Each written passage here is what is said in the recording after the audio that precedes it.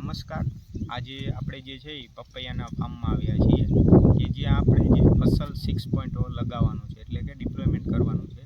તો જે આપણે જોઈએ કે ફસલ 6.0 જે છે એમાં શું શું વસ્તુ આવે છે, જેમ કે આ જે છે આપણે એક સોલાર પ્લેટ છે, એ સિવાય જે છે આપણે ફસલનું જે મેઇન જે બ્રેન કહીએ કે જેના દ્વારા તમને એપ્લિકેશનમાં જે માહિતી આપે એ વસ્તુ જે આ નોડ છે।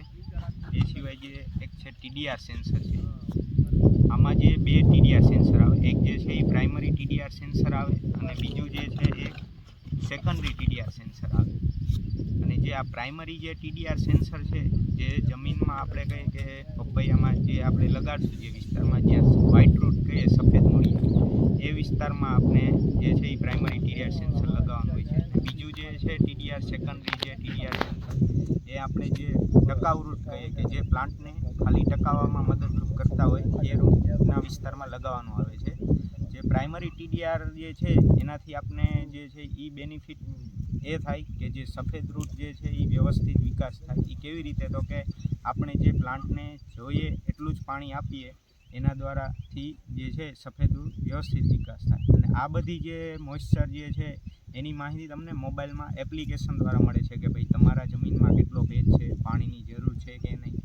આમાં જે તમારે એપ્લિકેશનમાં જે તમે જે ડેટા જુઓ છો એનાથી જે છે એ ભેજની બેનિફિટ એ રીતે થાય કે ભાઈ જમીનમાં જ્યારે જરૂર પૂરતો જ ભેજ હોય ત્યારે જે છે સફેદ રૂટનું ડેવલપમેન્ટ વ્યવસ્થિત થાય છે, ન્યુટ્રિયન્ટ અપટેક સારું થાય છે, અને જમીનમાં હવા પાણીની અવરજવર વ્યવસ્થિત હોય તો પ્લાન્ટ વ્યવસ્થિત રીતે જે છે એ ડેવલપ વ્યવસ્થિત થઈ શકે। જેનાથી બધા જે તમે જે કોઈ ખાતર આપતા હોય કે જે અન્ય કોઈ પણ વસ્તુ આપતા હોય તો તે વ્યવસ્થિત જે છે પ્લાન્ટ નીચેથી અપટેક થઈ શકે। જો વધારે પડતો જમીનમાં ભેજ હોય તો જે છે ન્યુટ્રિયન્ટની અવેબિલિટી જે છે એ લીચિંગ થવાની સંભાવના હોય છે। જે એપ્લિકેશનથી મદદથી તમે જે પાણીનો ભેજ જોઈ એ મુજબ પાણી આપો તો એનાથી તમને બેનિફિટ આ બધો રહે છે કે ન્યુટ્રિયન્ટ લીચિંગ નથી થતા, વ્હાઇટ રૂટનું ડેવલપમેન્ટ વ્યવસ્થિત થાય છે। આ બધા જે છે એ તમને બેનિફિટ થતા હોય।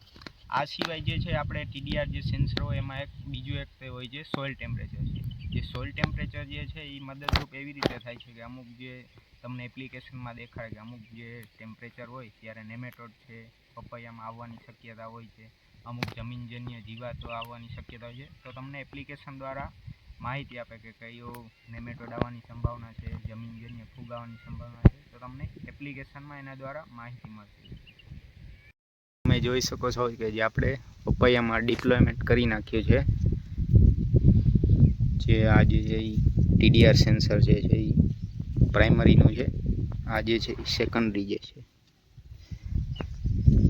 તો તમને એપ્લિકેશન દ્વારા જે છે એ સોઇલ ટાઈપના આધારે જમીન તમારી કયો પ્રકાર છે એના હિસાબે તમને એપ્લિકેશનમાં મોઇસ્ચરની ટકાવારી દેખાડશે, ક્યારે પાણી આપવું એ બધું તમને એપ્લિકેશન દ્વારા કહેશે।